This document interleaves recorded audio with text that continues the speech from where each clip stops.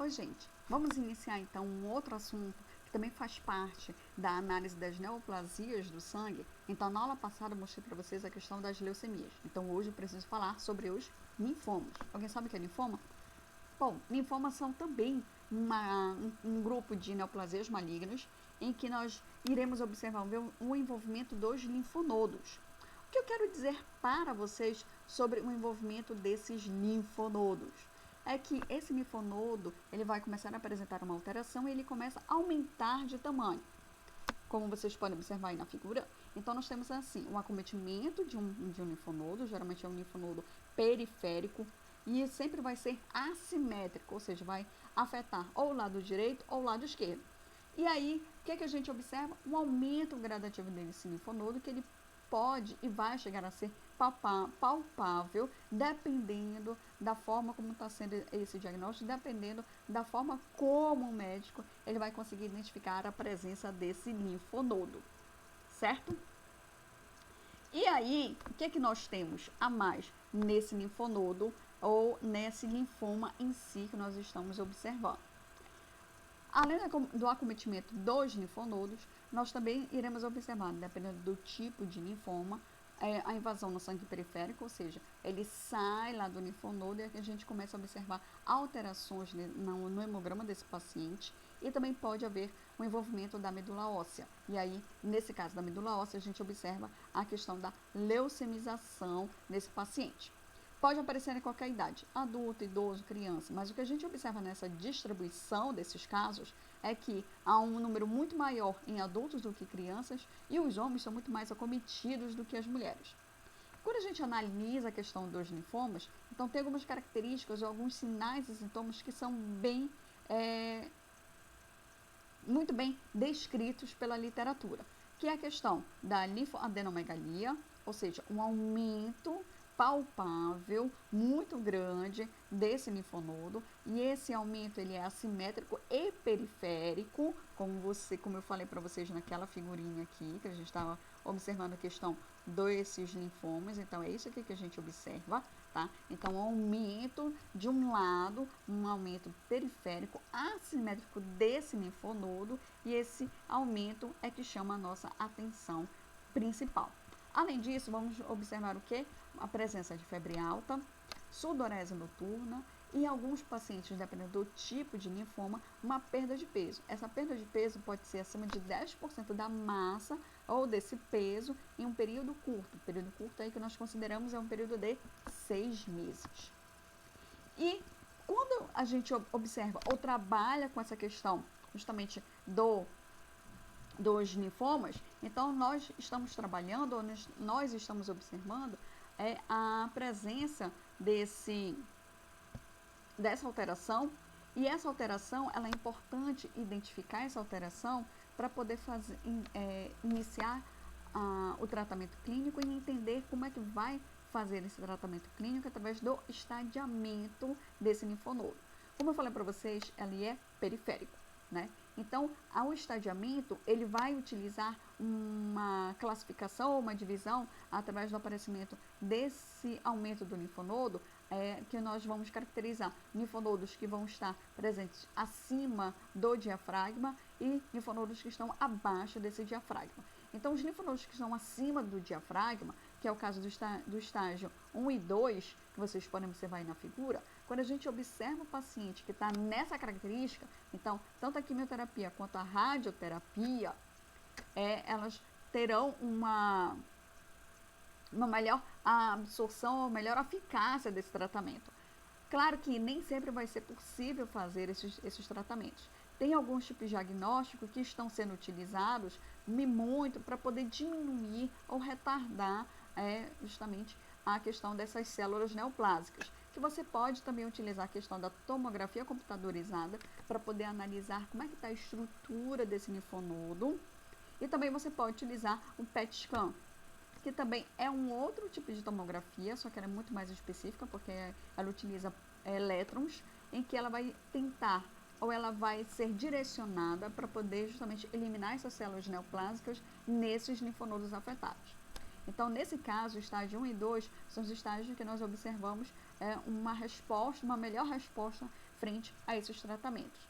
E quando a gente observa um estadiamento 3 e 4, ou seja, além do comprometimento desses linfonodos que estão acima dos diafragmas, nós também observamos comprometimento dos linfonodos que estão abaixo do diafragma e também a doença extranodal quando afeta fígado e baço. Então, nesse caso aqui, que são esses dois últimos estádios, nós temos uma análise ou uma conclusão de que o tempo de tratamento é muito maior.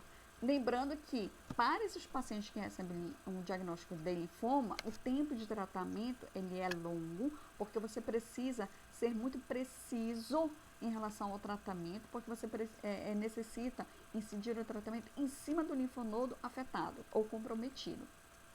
Então, isso requer tecnologia para poder fazer um tratamento adequado. Nem sempre radioterapia e quimioterapia são suficientes. Então, você precisa de uma tecnologia muito mais específica e precisa nesse tratamento, que aí entra o PET scan para poder fazer esse tipo de tratamento preciso. Tá? Então, esse estadiamento clínico é para vocês entenderem que, de acordo com a localização desse linfoma e utilizando esses exames de diagnóstico de imagem, principalmente a tomografia computadorizada, que auxilia na identificação, principalmente desses linfonodos mais internos, para poder justamente acompanhar se está havendo um comprometimento muito grande desses linfonodos. Então quer dizer que a pessoa que ela está no estágio 1, ela nunca vai chegar no estágio 4, ela não vai evoluir de estágio? Vai, tá? Se o paciente ele não receber um diagnóstico precoce, então ele vai passar no tempo, ele vai começar a evoluir esse quadro do linfoma. Então ele vai passar do estágio 1, chegar no estágio 2, chegar no estágio 3, até chegar nesse último estágio, que é o estágio 4. Então, o entendimento desse estadiamento clínico tem a ver muito com a questão do avanço da doença e também da escolha do melhor tratamento para esse paciente. Lembrando também, outro detalhe muito importante é que, dependendo do tipo de linfoma, o paciente ele nem sempre recebe a cura, tá, para linfoma. Então, a gente consegue controlar muito bem a questão do linfoma. E aí nós vamos para uma classificação desses linfomas. Nós temos dois tipos de linfomas, tá? Nós temos o linfoma de Hodgkin e o linfoma não Hodgkin. Então, como eu falei para vocês, o linfoma de Hodgkin é um linfoma que ele vai atingir quase que exclusivamente os linfonodos. Então, aquela figurinha que eu mostrei para vocês, né? Que nós temos o comprometimento de um linfonodo periférico e esse linfonodo periférico ele começa a aumentar de tamanho. E aí dá para fazer uma biópsia, retirar um pedacinho desse linfonodo ou o linfonodo como um todo e fazer um exame histopatológico para a gente poder observar que alterações vão ser observadas e precisam constar no laudo desse exame histopatológico. É este exame aqui que eu preciso mostrar para vocês, tá? Então aqui essa figurinha para ilustrar muito bem o que tem de alteração nesse exame histopatológico. Então algo muito característico dos linfomas é justamente a presença dessa célula RS, tá? Essa célula RS de Reed Steinberg é em homenagem aos pesquisadores que, ao observar esses exames histopatológicos, então eles viram que a maioria desses linfomas, eles apresentavam essa característica, que é justamente o quê? A célula ela consegue fazer divisão do núcleo, mas ela não consegue fazer uma divisão completa. Então a célula ela cresce de tamanho e ela apresenta 2, 3, 4 ou mais núcleos em uma única célula. E quando a gente observa no linfoma de Hodgkin especificamente, aqui tem a seta verde, então observem aqui nesta setinha verde que nós temos uma célula com uma alteração na sua estrutura. Se vocês compararem com essas outras células, não vamos ver, né, tantas alterações assim. Mas essa aqui, claro que vai nos chamar a atenção. Então, nos pacientes que nós precisamos fazer um exame histopatológico, nós precisamos observar a presença dessas alterações nessas células. Principalmente a identificação da célula que nós chamamos de célula RS. E aí nós temos o que? Além da análise desse exame histopatológico, que ele é importantíssimo, você pode fazer outros exames. Você pode realizar um hemograma, só que nesse hemograma, quando você analisa uma fase inicial da doença, você avalia ou verifica uma anemia, mas uma anemia discreta, uma anemia normocítica ou normocrômica. E aí, com o tempo que o paciente ele vai evoluindo, ou seja, ele vai passando por aqueles estádios clínicos que eu mostrei para vocês, então o paciente ele pode apresentar citopenias, né? Pancitopenias. Ele pode apresentar diminuição de hemácias, diminuição de plaquetas, diminuição de leucócitos. Pode apresentar somente de hemácias, somente de plaquetas, somente de leucócitos, ou pode apresentar as 3 cifras. Tá? Então, quando a gente observa uma pancitopenia no paciente, então significa que ele já está numa fase muito avançada da doença. E outros 2 exames que também precisamos estar realizando nesses pacientes é para poder avaliar a questão das proteínas inflamatórias. Então, observe o seguinte, nós temos um aumento desse órgão, que é o linfonodo. Então, o aumento do linfonodo, ele também vai provocar alterações estruturais, histológicas nos tecidos ao seu redor. Então, essas alterações também podem e vão provocar processos inflamatórios. Então, para poder acompanhar esses processos inflamatórios, para poder saber se está havendo aumento ou não desse linfoma, então nós podemos utilizar testes para poder avaliar essas proteínas inflamatórias. Nós temos 2, o PCR, proteína C reativa, que é uma proteína que é sintetizada durante a fase aguda do processo inflamatório lá pelo fígado. Então, nós precisamos escolher o soro do paciente para poder verificar a presença dessa proteína. É uma proteína que ela é sintetizada logo no início do processo inflamatório. Então, ela não é persistente, tá? Então, ela é sintetizada pelos 24, 48 horas, ela atinge um pico e depois ela começa a decrescer. E, para acompanhar essa alteração, nós temos o VHS, que é um exame que nós utilizamos na hematologia, em que nós observamos aqui uma alteração. Quando tem um excesso dessas proteínas inflamatórias, então o tempo em que as hemácias ou essas células sanguíneas levam para se depositar é uma velocidade extremamente elevada por conta da alteração desse equilíbrio elétrico entre as células sanguíneas e o plasma. Então, as proteínas inflamatórias faz com que esse equilíbrio elétrico entre as células sanguíneas e o plasma seja perdido. E aí nós temos um avanço da deposição dessas células, em que nós vamos avaliar dentro do valor de referência para saber se o paciente ele tem ou não algum tipo de alteração ou uma reação inflamatória. Então, a realização desses 2 exames, eles são importantes para a gente poder monitorar a doença especificamente. E a questão do linfoma não Hodgkin. Ele tem todas as características do linfoma de Hodgkin, só que a diferença é que, além da gente observar essas alterações no hemograma, nós temos também uma invasão na medula óssea, então o paciente ele pode apresentar um processo de leucemização por conta da alteração da estrutura da medula óssea. E aí, nessa figurinha que eu estou mostrando para vocês, nós temos o quê? Agentes patológicos, micro-organismos, que podem provocar esses quadros de linfoma. Então, observe aí, nós temos HTLV1, tá? HTLV é um vírus muito comum na nossa região amazônica, ou seja, há pessoas que apresentam infecções por HTLV, elas podem desenvolver futuramente algum tipo de linfoma. Vocês também devem estar observando aí a presença do vírus Epstein-Barr, o herpes vírus 8, nós temos o H. pylori. Então, H. pylori que também é muito comum na nossa região por conta da nossa alimentação. Então, os pacientes eles podem apresentar um linfoma, que nós chamamos de malte, e pacientes que têm quadros de malária recorrentes também podem desenvolver linfoma não Hodgkin, que nós chamamos que é um linfoma específico, que é o linfoma de Burkitt, tá? Esse linfoma de Burkitt, por exemplo, ele é muito comum justamente na África, porque na África é uma região super endêmica em relação à malária. Então, a pessoa ela acaba desenvolvendo esse tipo de linfoma. E o que é interessante é que esse linfoma, ele surge, ou ele aparece, ou ele é muito mais comum em crianças lá na África. Aqui, nós temos uma relação um pouco mais diferente, né?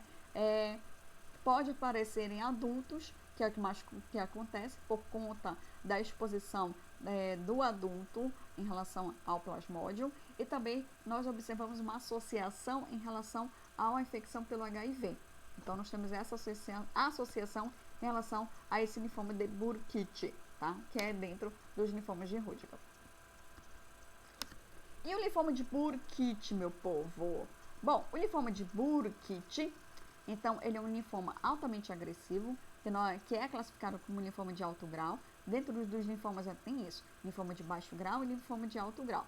Então, os linfomas de baixo grau são linfomas em que eles têm uma melhor resposta na questão do tratamento. Já esses linfomas de alto grau, eles são linfomas extremamente agressivos, que o tempo de tratamento ele também é muito prolongado. Então, nós temos esse linfoma de Burkitt, que ele tem algumas variações clínicas, dependendo do local em que ele vai estar presente. Então, por exemplo, na África Equatorial, por conta da malária, que é endêmica, então ele acaba tendo também essa forma endêmica e é muito comum de aparecer, principalmente em crianças, como eu falei para vocês. Já no resto do continente, ele aparece de forma muito esporádica, porque você precisa de outros condicionantes para ele poder surgir. Mas nós temos uma relação muito próxima por infecções por esses dois vírus, o Epstein-Barr e o HIV. E aí, quando a gente observa esse linfoma especificamente, nós observamos aqui, observe aqui nessa fotinho, né, de uma criança com linfoma de Burkitt. Então, aqui nessa figura, nós temos o acometimento aqui do linfonodo periférico. E observe que é um linfonodo que ele fica muito grande, ele provoca alterações, inclusive alterações anatômicas, tá? Então, é isso que a gente precisa observar nesses pacientes.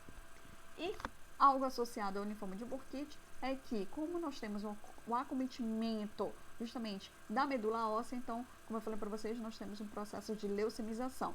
Então, aqui, o paciente, além dessas características histopatológicas, que eu acabei de falar para vocês, todas essas características, associado a isso, nós temos também uma expansão leucêmica, ou seja, vai ter uma leucemização nesse paciente, e essa leucemização, ela vai se assemelhar muito ao linfoma, a leucemia linfocítica aguda. Então, a gente vai precisar fazer um hemograma desse paciente para poder identificar justamente um aumento da quantidade de leucócitos, então o paciente vai ter leucocitose, e também um aumento da quantidade de linfócitos, uma linfocitose, indicando justamente a presença aí de uma LLA.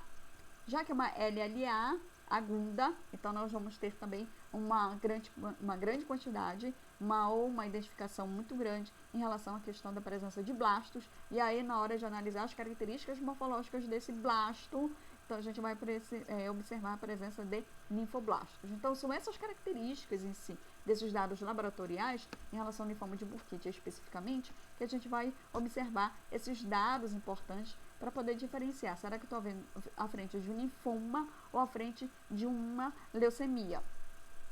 Se não for possível observar a questão dos dados do hemograma ou dados laboratoriais, que nem sempre é fácil de fazer essa diferença por conta desses exames laboratoriais, então você vai precisar de algo mais específico para poder fazer essa diferenciação, que é utilizar a imunofenotipagem. Certo? Bom, gente, era isso que eu tinha para falar para vocês, e aí a gente se vê na próxima aula.